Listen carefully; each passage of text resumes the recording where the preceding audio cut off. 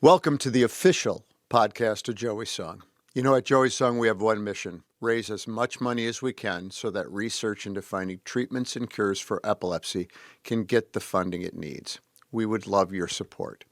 If you can subscribe and leave a review of this podcast, it will help more than you could ever know. If you have a couple extra mouse clicks left in you, go to YouTube and our YouTube channel, Joey's Song, and subscribe. There. In less than 2 minutes, with a couple of mouse clicks, you will have made it easier for others to find us and help spread the word. Now, if you want to do a bit more, head over to joeysong.org, consider buying a show ticket or some merch, or even making a donation. Thanks. You know, we'll beat this disease, and together we'll have some fun doing it as well. Join us. All right, let's do this.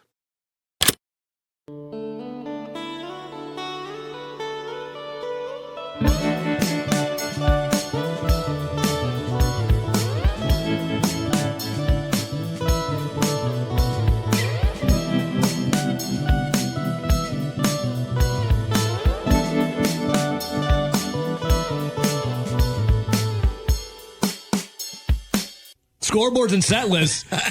Mike from Joey's Song in, and yes. So I know the story of why it is verboten to put ketchup on your hot dog in Chicago. I do not, so please. So Chicago is known for its stockyards, right? A lot of the beef that fed the world came through Chicago.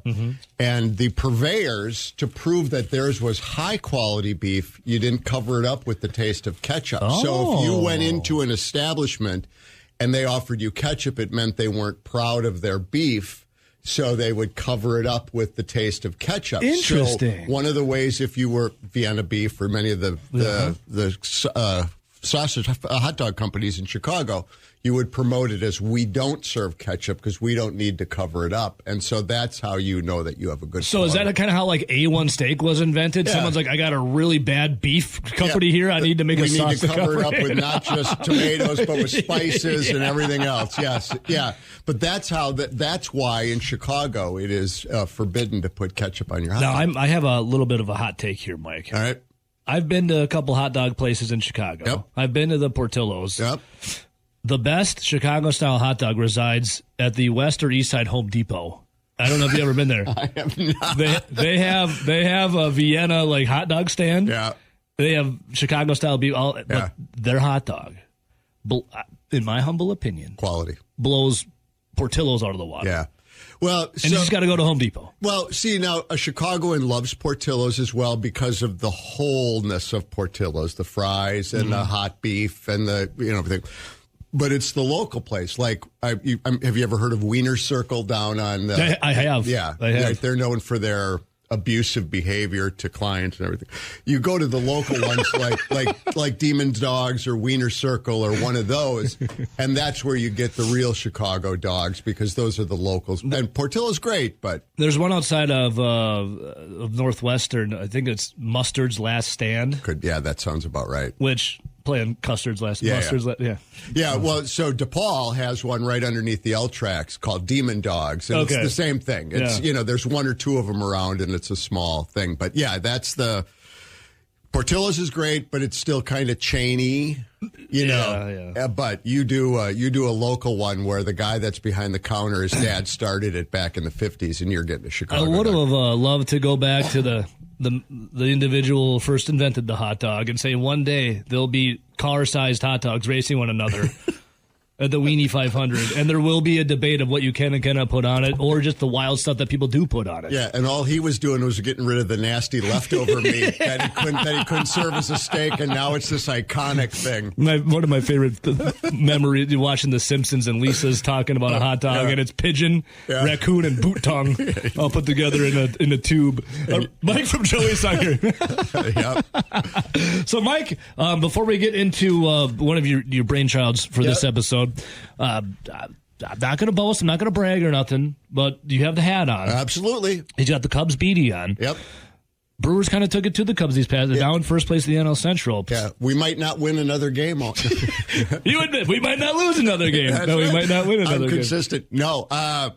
Ebbs and flows. Our starting pitching let us down. You guys had 4 runs before I even was able to turn on the game each game. So you can't win going down 4-0 in at least in the NL Central. You can't. Nope. That was a thrashing, a beating, and a sweep in every sense of the word. Now I hope for me as a Brewers fan that the Cubs never win again. I understand. But I do like the idea of the rivalry. Absolutely. And if it is competitive, it makes it even more fun, more better. Yeah. Your thoughts really quick on from White Sox games to just walking down the streets of Chicago and now the Brewers Cubs games, the Green Bay sucks chant. Oh, I heard that. That was, but see that as a Packer fan, that's a point of pride. Yeah. I mean, if we're so in your head, Chicago Bears fans, that at a baseball game between your two baseball teams, you're chanting Green Bay sucks, then we are living rent-free in the head of every Bears fan, and it's glorious. I like it for the rivalry, too. Oh, it's because great. it was very one-sided. Favre owned them, Yeah. Rodgers owned them, Right. And now the Bears got a little come-up to them. Maybe. And Ben Johnson clearly is under the skin of Matt LaFleur. Yeah, they don't seem absolutely. to like each other too much. And I like the rivalry of it. Oh, it should be great. Yeah. It should absolutely be great. Things are better in all sports when the marquee match rivalries When they're are both good. Yeah, Yeah. absolutely. Totally. Mike, Absolutely. for scoreboards and set lists, we did some scoreboards there. Yeah. And now for set lists, you had mentioned how much is too much. Please, take us through how much is too much. Eddie Van Halen versus Joe Strummer, Neil Peart versus Charlie Watts. Please take us through the idea of this. So one of the all-time great discussions is around guitarists, but I think it applies to others, right? Mm-hmm. Are you a fan? And you can be fans of both. It's not an either or, right? Are you an Eddie Van Halen guy where you get every possible note that can be played in this? Or are you a Joe Strummer guy from The Clash, for those of you that don't have that lined up, where you play minimalist? You play only the notes that need to be played.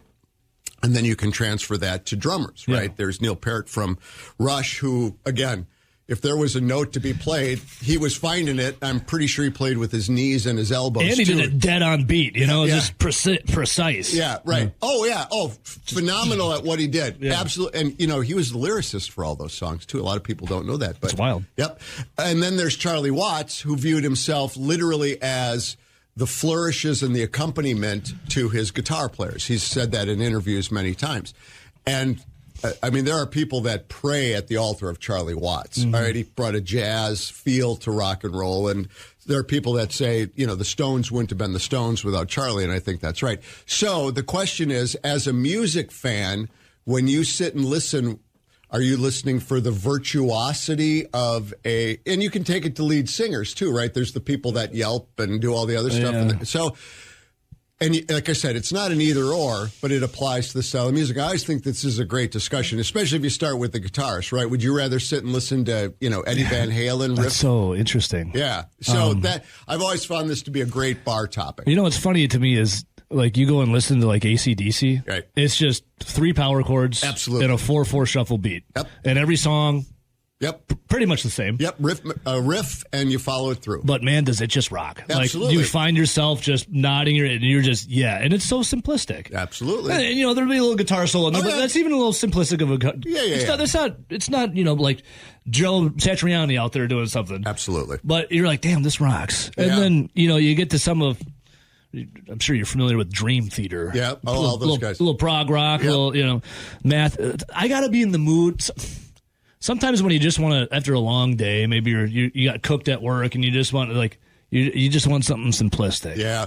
Well, the other way I look at it, too, is there's headphones rock and there's speakers rock, right? Yes. And if you're going to listen to Satriani or any of these guys, Steve Vai, any of those guys, that's headphone rock. Yes. You sit back and maybe... It's all about the mental state. Pharmaceutical of choice. And you go through it. And then there's AC/DC and there's the punk ethos and all that other stuff, which is everybody's listening to the same thing. You got a beer in your hand and you're absorbed in the aura as opposed to the music, if that makes any sense. You ever had it where it just did feel like too much? You're like, okay, I get it. You're really good at what you do. I understand it. But can we just get back to... You don't need to be that technical at all times. And we've talked about this before. I'm a Deadhead, and I love the Dead. And there are times when I need to put that on. But there are other times when it comes up on the shuffle, and I'm like, no, Yes. I need a chorus I can sing along with, and I need to be mad at the girl that dumped me in high school. That's kind of how I view it, as too much or too little. If it comes up on shuffle, how often do I skip a certain artist or a certain song? Usually it's the more technical ones. Yes. I mean, depending on mood. Yeah. But if it comes up on shuffle, I'm like, I'm a sing-along in the car guy. Same, Unfortunately, it's without anybody else in the car because that would kill whoever. Well, I sing on air here. Yeah, I'm a songbird. But people say I'm bad at singing. I don't think so. But. The guys at the FCC were lined up out front because of that. I was singing a little Celine Dion yesterday. People are telling me to stop. Oh, no, what? Power of Love. Oh, my goodness. 'Cause you're my lady. Okay. And Anyway. your man. But sometimes you just want to sing along. And the other part, too, is the material of the song, right? Dream Theater or any of those are not singing about breaking up with your girlfriend in high school. No. AC/DC is, or I want the, skirt chasing or whatever kind of stuff is in the rock and roll kind of stuff. So that also fits into it as well. There's topics, for all the hard rock and Led Zeppelin did, there's not much stuff where you're singing about dwarfs and nymphs. And They got a lot of Lord of the Rings in there. So you got to be in the mood for that stuff. But then that's all the window dressing that goes along with that stuff. It's funny though. Then there's artists that like a Jimi Hendrix, right? Because that's It's not technical, but it's not simple. It's like some kind of in the ether. Something. It's like. I don't know what it like tapping into something that's so unique. A couple things on Hendrix. First of all, that's blues based. Yeah. And so it's not trying to show how far up and down the neck you can go. All that stuff. It's about finding the blues. And he was an innovator. And that's the second thing. The first one, although people would argue there's never any firsts in music. Somebody was always doing a derivative of it. Hendrix was the first true guitar god. And so with what he was doing, he's like the iconoclast, right? He's not in that category. I put him more in the almost Joe Strummerish category, which sounds weird, but Van Halen was trying to do a different thing than Hendrix was doing. Yeah. But Hendrix is. I mean, Eddie Van Halen is incredible, but sometimes it's just like, okay, I get it. Yeah. Like, you're amazing. I get it. Yeah, this isn't a slam of Van Halen. No, not at all. Because he could also power chord you to death, right? I mean, those first couple records, before he found the synthesizer was just boom. It's just rock. Great stuff. Yeah. But he's kind of the poster child for the highly technical and able to do it. And maybe that's because he was able to do it and most guys can't. Yeah. I mean, the runs that he would make. But it's you got to be in the mood thing, and then you take that to drummers, and there's bass players, and there's singers, and all that. And I just think it's a great can you have, speaking of bassist, can you have too much of a bassist? Can you have too much of like a Les Claypool or that's or a Victor Wooten or I think you have Flea. I think you have to be the Motown guys, James Jamerson and those guys with Stax and Motown that were the bass players. Yeah. Those are the ones where you really want to listen to the isolated bass and go. Yeah, because that's more about the groove. Whereas with the guys that you were mentioned, exactly. They're wailing away. You're doing it because you can, and then it's about the song, right? Mm-hmm. I mean, Flea on some of like Higher Ground that they did, right? The Stevie Wonder cover, his bass on that, phenomenal. Oh, it's awesome, yeah. Off of Mother's Milk, what an album. Yeah, so great cover, and so it's all about service to the song. I guess for an old, you kids get off my lawn kind of guy like me, it's in service to the song. And if it plays the song, if it serves the song, that's great. If it serves the player, then I kind of want to. I would say the majority of people come back to the more simplistic because it's more accessible. And if you go back, like you brought up Motown, the amount of hits that studio band had, and like they have more hits, I think, than the Beatles and Elvis combined, stuff like that. In a month. And it's so simple yet so good because they find a groove, they find just where everything it matches nicely, and they all just let it breathe, but it's not being too overpowering. Everything just blends together. Well, and that comes from the fact, like the Stax house band and like the Motown house band, those guys played together, or the Wrecking Crew out in L.A., Cocaine and all those guys.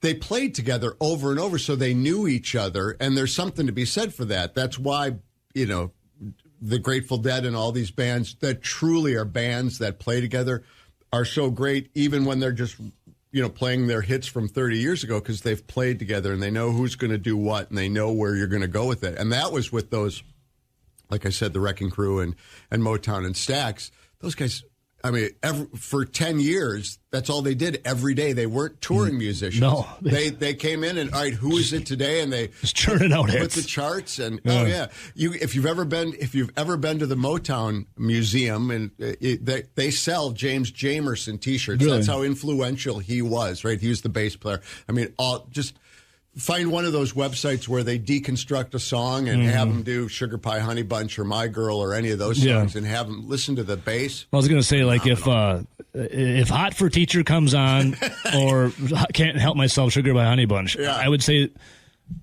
most people, not most, but majority would probably go to the Four Tops. Yeah, Can't Help Now, if the video is playing. Different story right there. And then you could get into the whole thing, too, of just sound. Right. From being in a studio recording on analog to where it is now in digital. On 4-track versus 24. The drums are so much warmer. The bass is so much warmer. Right. There's more. You can feel you can feel space between it. Now it's just a wall of zeros and ones. Well, and they were quite often playing live together in the same room when they were doing that. Got room mics in there. Takes would be full mics and full takes and full band, and that's a whole. Again, that's where you can just see these old heads in there playing off each other and kind of doing the. That's why a lot of stuff now I just don't think it just doesn't have a soul, a feeling to it. Right. It's meant to be my opinion, it's meant to be much more disposable now than it was back in the day. I mean, back in the day, they thought they were making records that would last. And they have. They completely have. Right. Where I'm not sure whoever was number one 7 years ago, and again, not the old guy, yelling at clouds, but that's the business now. When your music can drop the next day.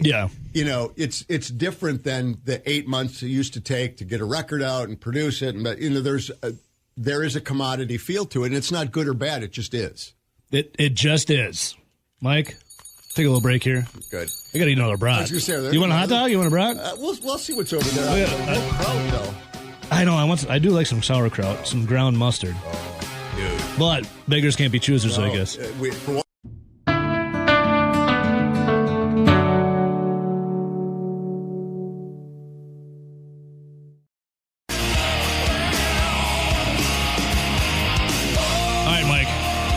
I have an answer for you for something that's too much. If you can hear it. Yep. Hear those pinch harmonics? I love, and this is, I play guitar. I grew up loving, like, Jimmy Page, all the Jimi Hendrix, a lot of Jimmys I like. And then, as I got a little older, right, Jerry Cantrell, very simplistic. Yep. I love him as this. But there's this guy here. Zakk Wylde. Oh, yeah. Zakk Wylde. Played for Ozzy after Randy Rhoads had passed away. Yep. Zakk Wylde's in Black Label Society, his band. He was touring with Pantera as well. But Zakk Wylde, I just saw him at the Sylvie not too long ago. In one of the best guitarists alive right now. Incredible. Yep.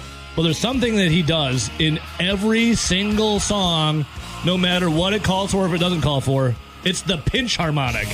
Just because you can do it doesn't mean you always need to do it. Right. We all have our signature move, right? The Seinfeld. I think there's one coming here.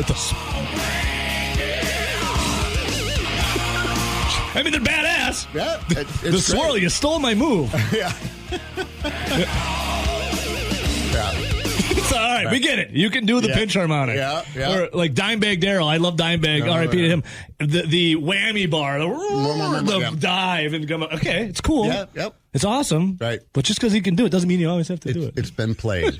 Yeah. I get it. And that's got to be a trap that especially when you can do something that most people can't. It's got to be it's got to be hard not to, When I saw Zakk Wylde I swear, every solo, he would get up there and he would do the behind the head playing of the guitar. Yeah. Every solo. It's like, I mean, it's cool, but You don't have to do it every solo. Yeah. Do you have any other tricks you can do? We've seen you vanish the coin.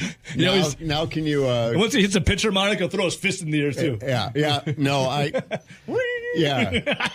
Well, but he's awesome. Getting back to what we were saying before the break, too, is now with all the technology, you can go and add whatever flourishes you want to over and over. You know, you're not necessarily doing them live, which is... What is cool is like...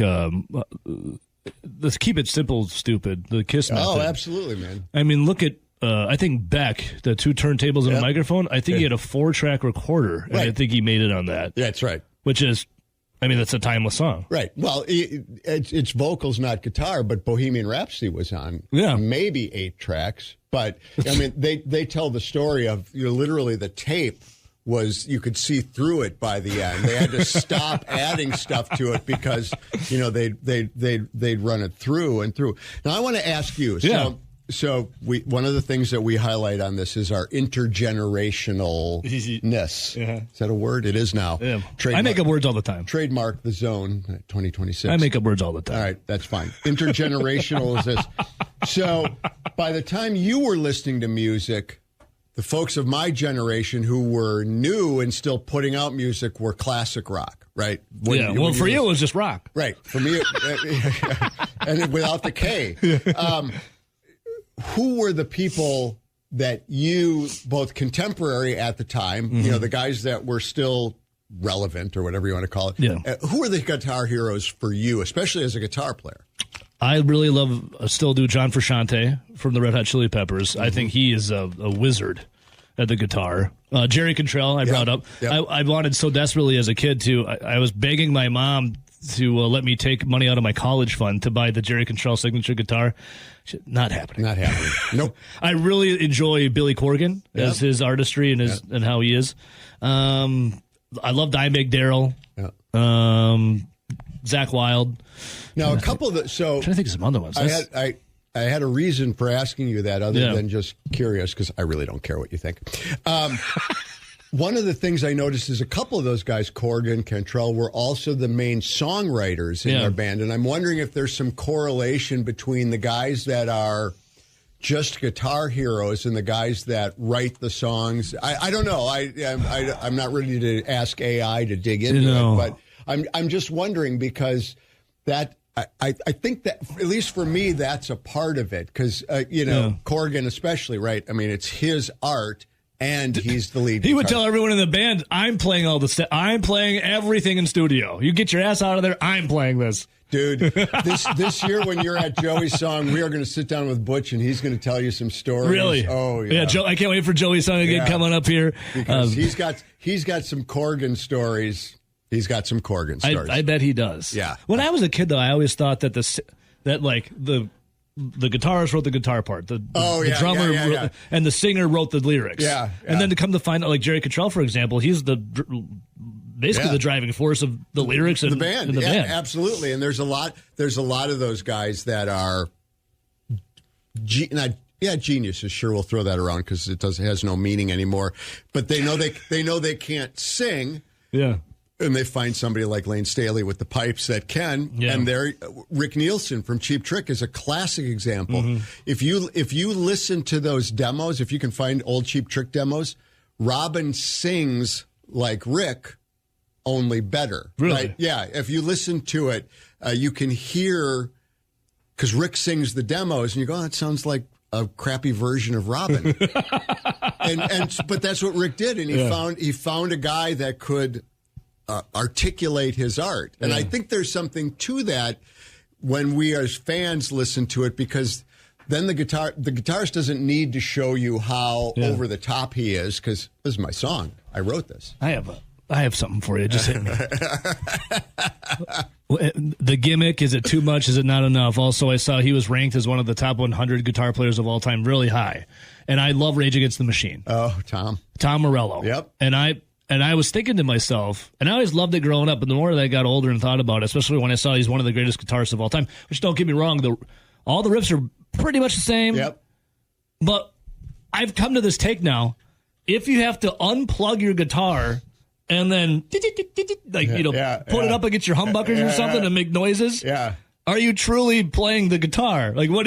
Well, you're literally playing the guitar, not the strings on the guitar. That's a good point. You are actually you could argue you're making more music from your guitar than you would be if you did like it. if you unplug your guitar from your amp and then like what is that? But see, what we were talking about earlier, that's the context of what Rage is doing, right? I mean, that's who Rage is, this literally bucking up against the system kind of stuff. So, but that's a good one, right? I mean, if you got to light your guitar on fire or play it behind your, I love that. Yeah. Hey, Mike, I do, before we get out of here, I do want to congratulate you. A couple days ago, 28 years married. Congratulations on 28 years, man. No, congratulate her. She's the one that's put up with this stuff. I got 10 years coming up on June 25th. Yeah. That's approaching. What's the secret for 28? Go each doing your own thing. A little give and take. We leave each other alone, and when we come together, it's great. Well, congratulations on 28 years, man. That's awesome. Good for you. And also the other day, you got to give the induction speech for Jane Weidland of the Go-Go's for the Wisconsin Music Hall of Fame. How'd that all come to be? It was wonderful. My friend Jane, who is part of our Joey Song family, was inducted into the Wisconsin Music Hall of Fame along with Skylar Gray, who wrote some of Eminem's stuff. Oh yeah, she's made some news lately too. Yeah, yes she has. Yes she has. She's very nice. I got to meet her. We spent some time talking. But anyway, Jane got inducted into the Wisconsin Music Hall of Fame. She's from Oconomowoc and has roots here in the state. And she asked me, I was immensely honored to give the induction speech. It's the only time I was nervous. I have been speaking in front of large crowds my entire life. I figured that the reason I was nervous is because it wasn't important to me. It was important to her. Sure. And I didn't want to, F it up. Yeah. And so I actually had to write it. I rarely have to write stuff down. I had to write it down and read it. And you were nervous. I was, because think about it.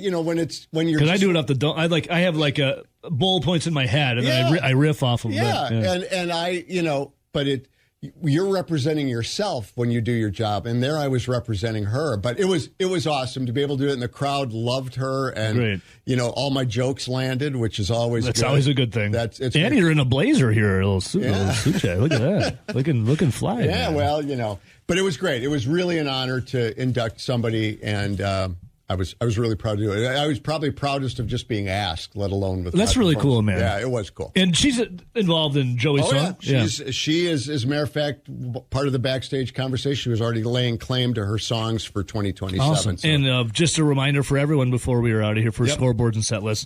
Joey's song, get it all out there again, and the big event. Yes. So we do a big concert this year. It's going to be January 8 and 9 at the Sylvie. The only place you'll see all that posted is our website, joeysong.org, because we really don't formally announce until September. You guys sell out quick too. We do pretty good. Yeah. We do pretty good. Now we've got a pretty strong core of people. So if you follow us on the socials, everything is Joey Song, all one word, joeysong.org. There is information already on the concert, but there won't be any formal announcement. Okay, cool. Well, you get a little sneak preview. Yeah, as we announce people. So. Yeah. Well, Mike, awesome stuff, man. Yeah, dude. I'll give you a little John Frusciante on the way nice. off of Mother's Milk. Yeah. Pretty little ditty. Flea, I think, plays the trumpet in it. Yeah, he just did. He just did a new album. Yeah. He did some shows out in L.A. Yeah. I know his lawyer with playing horns and all sorts of stuff. Yeah, dude's talented, man. You ever heard the band Crazy Town with the song Butterfly? Yeah, come, my lady, come, my lady, you're my butterfly. Probably it's a one-hit wonder from the 90s. They sample it from this. Not many people know that. Anyways. Cool, man. See, you got more up in that coconut than you let on, dude. Well, music's... I could go on and...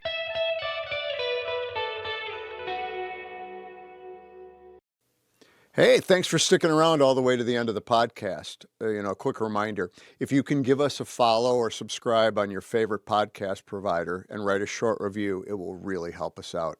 If you can head over to YouTube and subscribe to our channel over there, that's another big help. These simple acts make it easier for others to find us. And of course, head over to joeysong.org to join our community and stay up to date on all the news. Thanks, and we'll talk again real soon.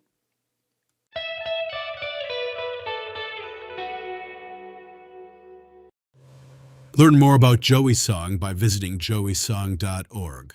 The theme music was composed by Sam Gamal, and Joey Song is a federally registered 501c3 charity. Thanks for listening.